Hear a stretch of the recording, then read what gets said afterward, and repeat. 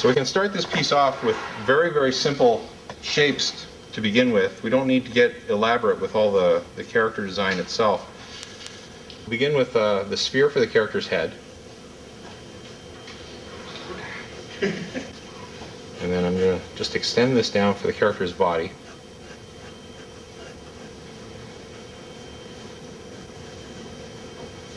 So our character is going to be looking 3/4 off to the side, so I'm just going to draw a center line down here just to indicate that direction the character is looking in. So that's going to be my first standard pose. Now what I'll do is, actually I'm just going to draw the rest of the character on here just to give you a sense where they are. Got a very simple shape for the head.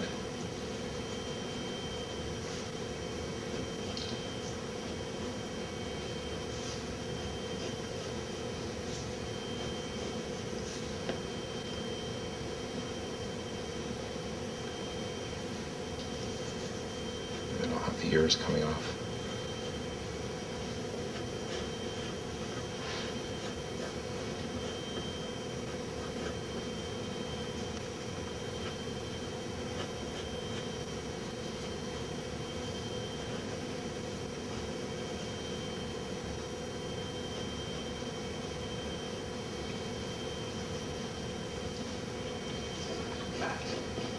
Okay, so there's my character's shape. So what we're going to do now is we're then going to anticipate the character down. So the character's in a standard position to start off with, and then the character notices something that's off screen. So they're going to anticipate down slightly. They're just going to scrunch up. So when you do that yourself, like just sort of scrunch yourself down like this, you'll notice that your shoulders come up slightly and your back arches. So what we're going to do from that basic shape is we're going to take the sphere that was here and we're just going to drop it down a little bit and slightly forward. So it's going to move into that position there. Very, very slight movement. And what this does is it takes the back of the character's back of their neck and it arches it forward like this a little bit.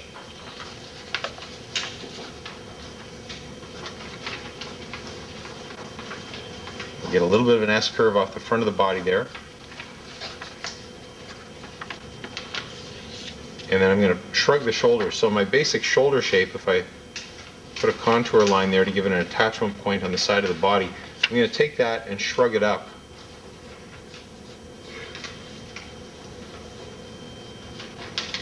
Like that. And the arm on the opposite side would come up like this.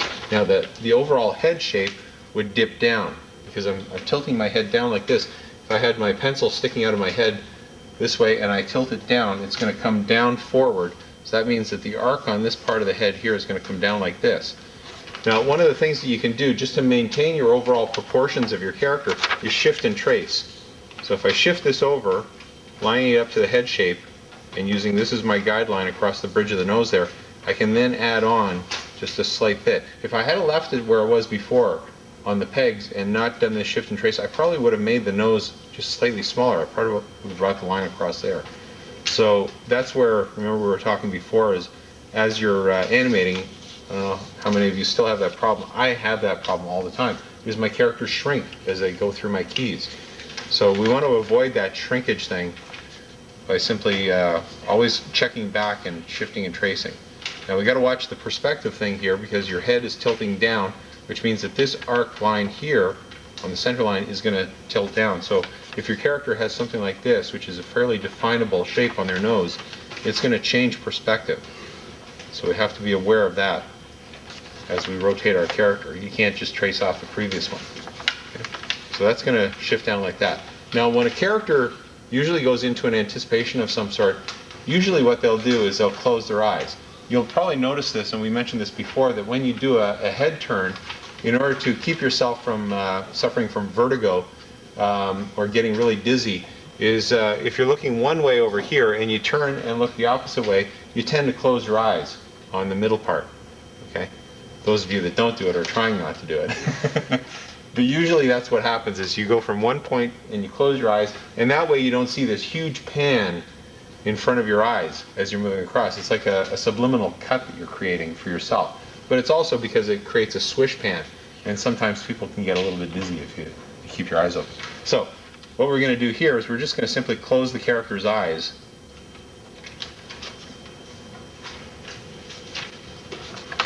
Like that. Now I'm going to leave the ear off here because I want to add that on as secondary action. So I'm not going to deal with it right now. I'm just going to have my character shrug down like this. And now my next position is after I've shrugged down, I'm then going to turn the head and swish it across into my first extreme.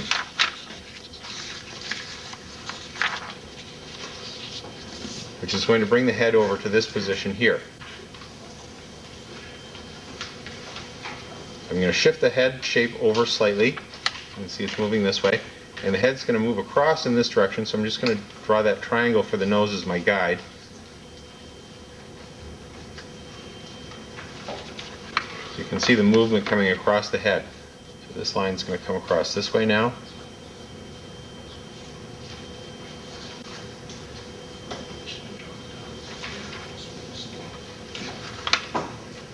And I'm going to keep the eyes closed. There's my center line coming down.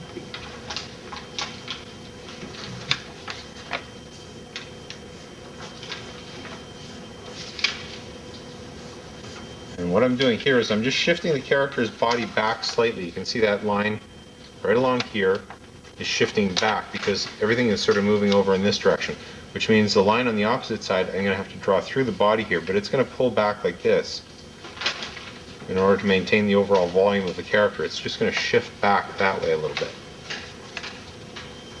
The arm as well is going to come across over here. Now, what I'm going to do is I'm just going to lightly draw that in this way, but I'm not necessarily going to follow that for later on, because what I may want to do is I may want to overlap that as well.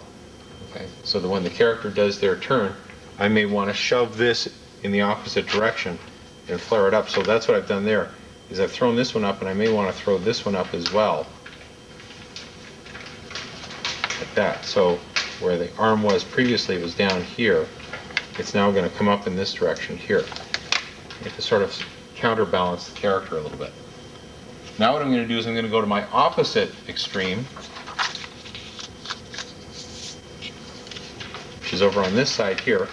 So just flipping the drawings here, I can take all three of them actually, and I can just roll them like this to see what the overall action is. I'm now going to take my next drawing further than this drawing here, and not as low as this one. So I'm going to bring it across. So I need to reference where this one is.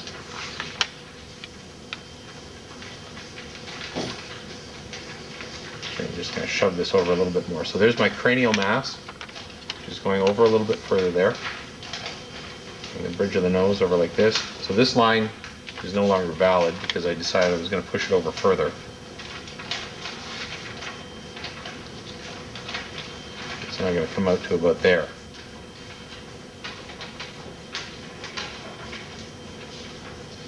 And you can see I'm putting a little bit of a drag on the character in this direction here. It's because we're also going to add in secondary keys. These are just your primary keys to get the character from point A to point B. So we're going to swing the head across into this position here. And now I'm going to reverse the curve on the body into this direction here, and I'm going to bring this part across like this. So my entire body mass is moving across like that. You can see between those two drawings, a nice bit of movement going across there. There's my center line.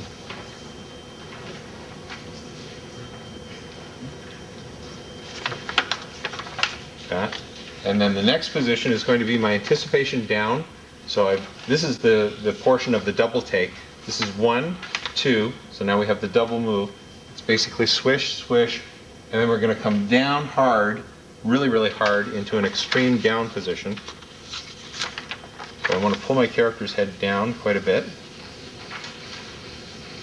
Now, the amount that you take it down should be appropriate for what it is that you're going to do in the opposite direction. Okay, remember the anticipation theory? That the larger your movement that you're going to be doing as an action requires an appropriate anticipation to it. So if you're going to do a little tiny movement as your action, you don't do a big, huge anticipation, right? So if my action is going to be that I'm going to grab this pencil here, and this of course, depends on the comedic value that you want to put into it. But for me to just reach over there is a very small movement like this. So the anticipation could be just something like that, if you want to throw it realistic. If you want to make it more dramatic, then you go like that. Okay, so you get the big anticipation to it in order to get that comedic effect. Well, the same thing is sort of true with this. We want to take our anticipation down in an appropriate amount that works for the character's take. So if the character is going to do a big take, then you need a big anticipation to it. So here I'm tilting the character's head way down.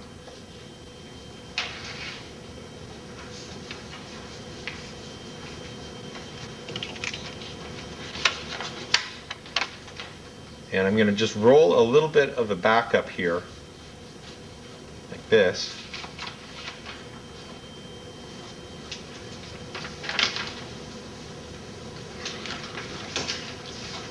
Okay, so you can see how this part here comes up and over. Now I'm just going to lightly draw in the arms here, because for this anticipation, I want to bring the arms up high up here.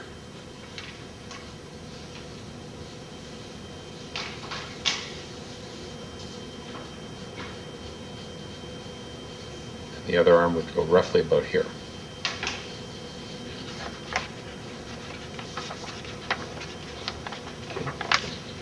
So now my next pose, the final key, as far as my extreme positions go, will be the extreme take part where the character stretches up. So for my anchor point, I'm going to use the hips down here.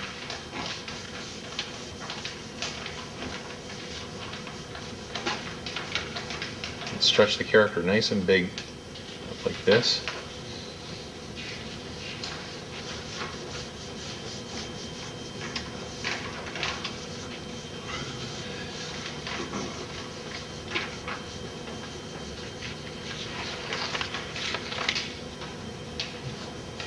And then reverse the curve on the arms.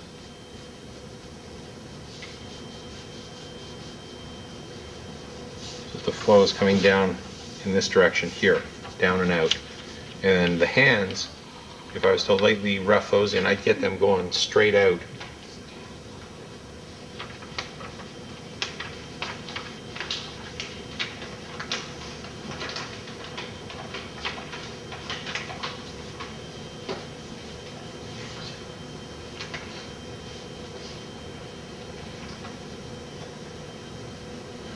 What I like to do when I'm drawing my characters in this type of a position, with the hands especially, is I like to add a little bit of dimension to it. So in order to get the character to look nice and three-dimensional, what I'll do is I'll twist the hand so that I'm going to see the underside of these fingers down here, like that. So rather than just copying what I've got over here and just mirroring it on the opposite side, I'm going to rotate the hand a little bit to make it a little bit more interesting. So there I've got my extreme position. If I wanted to have the character, say, screaming or something like that, I can get their mouth open with something like this. Well, you can have them do that. Yeah. Sweet. Makes it all worthwhile now, doesn't it? Now again, this position here, the character's eyes are going to be really scrunched up, and you could even force it so that it's like an angry type of a thing. If your character has brows, you can bring your brows down hard. So we're getting something more like this. This type of a position here, you might have something a little bit more like this, where the eyes are a little bit more relaxed with the brows, and then you bring it down hard into a scrunched position because we're really scrunching the eyes down. And then for this position here, this is where you can stretch the eyes out as well.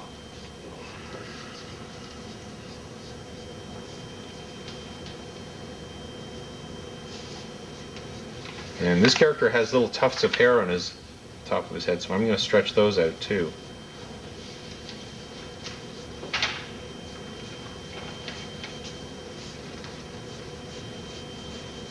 I'm just going to straighten up the back of his head here just a little bit more. So now he goes up into that big stretch position there. Okay, so those are all the primary keys that you need. So how many do we have altogether? We have 1, 2 for the first anticipation, 3 for the first turn, 4 for the second turn, 5 for the anticipation down, and 6 for the big take up. Now what we need to do is we need to go back and do our secondary keys, our anticipations to the movements and things like that.